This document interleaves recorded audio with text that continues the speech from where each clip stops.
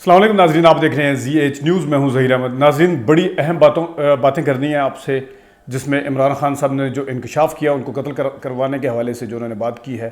سیالکوٹ جلسے میں آج صبح سے جو حکومت نے ڈرامے کیے ہیں، جو کوشش کی ہے روکنے کی، اس کے حوالے سے بات کریں گے. وہاں اس کی حقیقت کیا ہے، ان گراؤنڈز کی، یا اس کا ماضی کیا ہے، وہاں پہ کبھی جلسے ہوئے یا نہیں ہوئے. اور اسی طرح فہد حسین صاحب بالآخر حکومت کا حصہ بن گئے ہیں، اور سوشل میڈیا کے اوپر، ٹویٹر کے اوپر کافی تنقید ہو رہی ہے. اس کے اوپر بات کریں گے. اور بھی 2 ایشو ہیں، ان کے اوپر بھی بات کریں گے. سب سے پہلے عمران خان صاحب نے جو انکشاف کیا ہے وہ قتل کروانے کے حوالے سے. پہلے نمبر پہ تو اللہ تعالیٰ نے اپنی حفظ و امان میں رکھے، لیکن یہ بات ہے کہ خدا نہ خواستہ اس طرح کی کوئی اگر کوشش ہوتی ہے تو ملک اس طرح نہیں رہے گا. کوشش اگر کوئی کرنے کی کوشش کرتا ہے تو وہ دیکھ لے کہ عمران خان صاحب کو 9 اپریل کو بھی انڈر ایسٹیمیٹ کیا گیا تھا، اس سے پہلے بھی انڈر ایسٹیمیٹ کیا گیا تھا. کس طرح خان صاحب کا کوئی پتہ نہیں تھا کہ وہ بنی گالہ میں ہیں، کدھر ہیں، اور پوری سڑکوں کے اوپر کس طریقے سے لوگ آئے تھے. اور میرے خیال میں یہ لیاقت علی خان یا بینظیر یا بھٹو نہیں، اگر خدا نہ خواستہ میرے منہ میں خاک کو اس طرح کا کوشش بھی کرتا ہے یا سوچتا بھی ہے، یہ اس طرح کا چکر نہیں ہوگا. دوسرا انہوں نے جو ویڈیو کا کہا ہے وہ بھی ظاہر ہے. اس کے بعد جو انکشاف، جو بیڈ کے اوپر پہنچ کے لیٹ کے 2013 میں اسلام آباد میں خطاب کر سکتا ہے اور پورا اسلام آباد اکٹھا کر سکتا ہے، تو سوچا جا سکتا ہے کہ اگر اس طرح کا خدا نہ خواستہ کوئی مسئلہ ہوتا ہے تو کیا ہوگا. اور ہنسی آتی ہے اور افسوس ہوتا ہے ایسے لوگوں پہ جو ان کی اس انکشاف کو، جو کہ خود ان کے جو کرٹک ہیں، جو صحافی مانتے ہیں کہ ان کو تھریٹس ہیں، اور ابھی وہ ٹویٹر پہ مذاق اڑانے کی کوشش بھی کر رہے ہیں. کوئی بلف کہہ رہا ہے، کوئی کیا کہہ رہا ہے، کوئی کیا کہہ رہا ہے. اس حوالے سے یہ تو تھی ایک بات.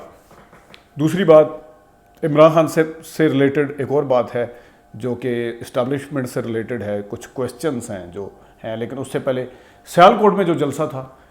ظاہر ہے اس کا ساؤنڈ سسٹم جس طرح بار بار خراب ہو رہا تھا عثمان ڈار کی دفعہ بھی، اور اس سے پہلے پتہ چل رہا تھا کہ جلدی میں کیا گیا ہے، لیکن جو اس کے شارٹس ہیں، جو اس کے ایریل شارٹس لیے گئے ہیں جلسے کے ہیں، تو اتنی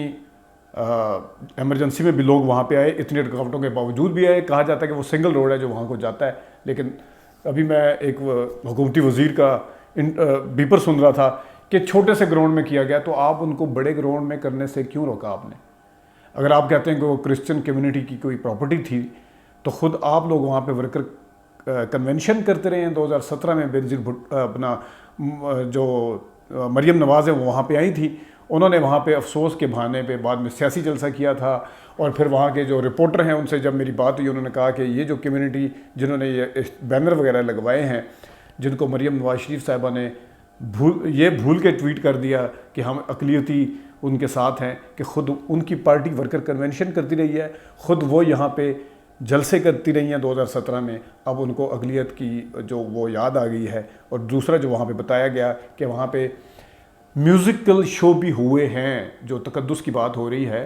وہ وہاں پہ میوزیکل شو بھی ہوئے ہیں، ورکر کنونشن کے بھی ثبوت ہیں. سب خبریں، ٹریبیون کی خبر بھی آپ نے دیکھی ہوگی، ڈان کی خبر بھی آپ نے دیکھی ہوگی، جو اس حوالے سے ہے، جو وہاں پہ ہوتا رہا ہے اور ہوا ہے. تو ان سے گزارش یہ ہے کہ جب اس طرح کی ٹویٹس کریں تو اپنے آپ کو یاد رکھ لیا کریں. زمانہ بڑا آگے نکل چکا ہے، اب وہ 90 والا زمانہ نہیں جس ٹائم آپ چھوٹی تھیں اور آپ نے جو کچھ سیکھا ہے کہ 2 نمبریاں کس طریقے سے کی جا سکتی ہیں، جو کچھ پاگل کس طریقے سے بنایا جا سکتا ہے، جو کچھ آپ نے سیکھا وہ زمانہ نہیں ہے. آدھے گھنٹے میں سارا کچھ سامنے نکال کے رکھ دیتے ہیں، جو کہ سوشل میڈیا کے اوپر رکھا بھی گیا ہے. اور بڑے گراؤنڈ میں اگر جلسے کی اجازت دے دیتے، اگر اتنا تھا تو وہاں پہ وہ کر لیتے جا کے جلسہ، وہاں پہ اجازت کیوں نہیں دی گئی؟ تو یہ تو تھا جلسے کے حوالے سے. اب ایک اور جو اہم بات ہے وہ ہے فہد حسین صاحب کے حوالے سے. فہد حسین صاحب جن کی بڑی صحافت میں عزت تھی اور ہے،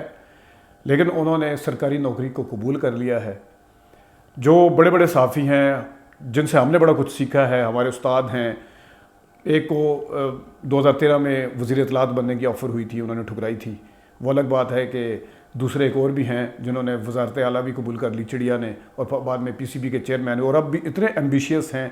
کہ وہ، اور اس کے بعد بھی اترنے کے بعد بھی اتنے ایمبیشیس تھے کہ اپنے سب سے بڑے جو دشمن جن کی وہ کلاس لیتے رہتے تھے عمران خان صاحب، ان کو اپنے حوالے سے لابنگ کرتے رہے ہیں کہ میں ابھی بھی بہترین چوائس ہوں، مجھے لگایا جائے، میں آپ کے لیے بھی ہر وقت تیار رہوں گا. تو وہ الگ بات ہے کہ ابھی فہد حسین صاحب بھی ہیں جن کی بڑی عزت تھی، جن کا پرسیپشن بڑا اچھا تھا، لیکن یہ بھی ایک حقیقت ہے کہ غلام اسحاق خان کے زمانے میں جب یہ نیشن کے ایڈیٹر تھے تو اس وقت ان کو اسسٹنٹ بنوا لیا گیا تھا، اسسٹنٹ بنایا گیا تھا نیشن کے جس وقت ایڈیٹر تھے، یہ گورنمنٹ کے اسسٹنٹ بن گئے تھے، بڑے کم لوگوں کو پتہ ہے، تو وہ بھی ذرا اپنا ریکارڈ درست کر لیں، اور بڑے پکے منہ کے ساتھ تجزیے کرتے ہیں اور بڑے پکے منہ کے ساتھ وہ ڈان کے اندر ایڈیٹوریل لکھتے ہیں، اور مذاق ان صحافیوں کو اڑایا جاتا ہے جن کو کبھی کسی ادارے کا کچھ کہہ دیا جاتا ہے، کبھی کس کا کچھ کہہ دیا جاتا ہے، لیکن نوکری کرنا اور واضح طور پر سامنے آنا وہ بالکل سب کے سامنے ہے۔ اداروں کے پیچھے اور اداروں کے آگے کون کون نہیں چھپتا رہا ہے یہ سب کو پتہ ہے، لیکن اس طریقے سے نوکریاں کرنا، کبھی کوئی ٹی وی کا چیئرمین جا کے لگ جاتا ہے، کبھی کوئی وزیر اعلیٰ بن جاتا ہے، لیکن وہ بالکل ٹھیک ہے، اور وہ پھر آگے مزے کی بات ہے صحافت کا درس بھی دینا شروع کر دیتے ہیں، حسب ذائقہ حسب ضرورت، وہ اپنی ضروریات بھی پوری کر لیتے ہیں، اپنی جو اصول ہیں ان کو کمپرومائز بھی کر لیتے ہیں، اپنا پرسیپشن بھی برا نہیں ہونے دیتے، اور پھر آ کے لگ جاتے ہیں ادھر۔ میرا ایک اکثر بحث ہوتی رہتی ہے جیو کے حوالے سے، تو ان سے میں پوچھتا ہوں، میں نے کہا کبھی خود دماغ استعمال کیا ہے، یا جو کچھ یہ پڑھا دیتے ہیں آپ کو آپ بس پڑھتے جاتے ہیں کہ بس جی ہم جیو دیکھ رہے ہیں جیو دیکھ رہے ہیں۔ صحافی کا کام ہے کہ وہ کرٹیکل نظروں سے ہر چیز کو دیکھتا ہے، کوئی بھی چینل ہے یہ نہیں ہے کہ صحافت بابا صحافت بنے ہوئے ہیں ان کے ریکارڈ اٹھا کے، یا آہستہ آہستہ اس کے اوپر بھی ہم بات کرتے رہیں گے۔ بڑی گہری باتیں ہیں اور بڑی اندر کی باتیں اور بڑی پرانی باتیں ہیں جن کا یاد کروانا، اور جو اب صحافت کے چیمپئن بننے کی کوشش کرتے ہیں ان کو یاد کروانا بہت ضروری ہے۔ ایک جو بات جو عمران خان صاحب نے کل صحافیوں کے ساتھ ملاقات میں کی، کل کی ویڈیو میں ذرا اس کو ویڈیو لمبی ہو گئی تھی سکپ کر گیا تھا، کہ انہوں نے کہا کہ مجھے بڑا ہی حیرت ہوئی جب اسٹیبلشمنٹ، مجھے یہ لگا کہ اسٹیبلشمنٹ کو کرپشن ان کے لیے کوئی مسئلہ نہیں ہے۔ یہاں پہ دو تین سوالات کھڑے ہوتے ہیں، جو پرو اسٹیبلشمنٹ صحافی ہیں وہ بھی، جو عمران خان کے کریٹک ہیں وہ بھی، اور جو عمران خان کی حمایت میں صحافی بولتے ہیں وہ بھی، کسی کو جن سارے کے سارے آپ نے خود بھی سنا، ذرائع کی خبریں بھی یہ کہتی تھی کہ بزدار کو بھی ہٹانا چاہتے تھے، گوگی کو بھی ہٹانا چاہتے، گوگی کی وجہ سے فرح خان گوگی کی کرپشن کے حوالے سے انہیں بہت زیادہ تحفظات تھے، ان کے پاس خیر پبلک عہدہ تو نہیں تھا انہیں کیا ہٹانا فرح صاحبہ کو، لیکن اس کے حوالے سے جو تھا کہ ان کے بڑے کنسرن تھے، اور صحافی جو تھے وہ بڑے میڈیا کے اوپر آ کے بولتے تھے کہ اسٹیبلشمنٹ چپ نہیں رہتی، کہ کسی کے سکینڈل اگر اس طرح کی باتیں ڈیلیوری کرے تو ان کا کام بنتا ہے، حالانکہ وہ دوسری جب نواز شریف کی گورنمنٹ ہوتی ہے تو وہ اس کو مداخلت کنسیڈر کرتے ہیں، لیکن جب عمران خان کی تھی وہ مداخلت نہیں تھی، وہ جائز بات تھی ان کی نظر میں کہ وہ کرپشن ہو رہی ہے تو ان کو روکنا چاہیے، یا عثمان بزدار کو ہٹانا چاہتے تھے۔ تو سوال یہ ہے کہ اگر عمران خان صاحب کی بات درست ہے، درست اس لیے بھی ہے کہ ماضی یہ بتاتا ہے کہ زرداری صاحب کے ساتھ بھی ایک ڈکٹیٹر نے اور ایک آمر نے، ایک آرمی چیف نے NRO کیا تھا، اور بعد میں نواز شریف صاحب کو انہوں نے ہی الزامات لگا کے یہاں سے ڈیل کر کے بھیجا تھا، اور پہلے بینظیر اور آصف زرداری کے ساتھ ڈیل کر کے ان کو واپس بلوایا گیا، اور پھر اس کے ساتھ ہی نواز شریف صاحب کو بھی 10 سال کے معاہدے کے باوجود واپس آنے کی اجازت دی گئی۔ سوال یہ ہے کہ اگر فرح گوگی کی کرپشن سے آپ کو ایشو ہے تو کیا آصف زرداری کم کرپٹ، ان کے اوپر کم الزامات ہیں؟ کیا پیپلز پارٹی کی لیڈرشپ کے اوپر کم الزامات تھے؟ جو اب اگر عمران خان کی بات اگر ایسا ہی ہے تو کیا کرپٹ تھے؟ اور جو میں یہ نہیں کہہ رہا کہ ایسا نہیں ہوگا، کیونکہ NRO اگین میں کہہ رہا ہوں، یہ اس سائڈ پہ اگر وہ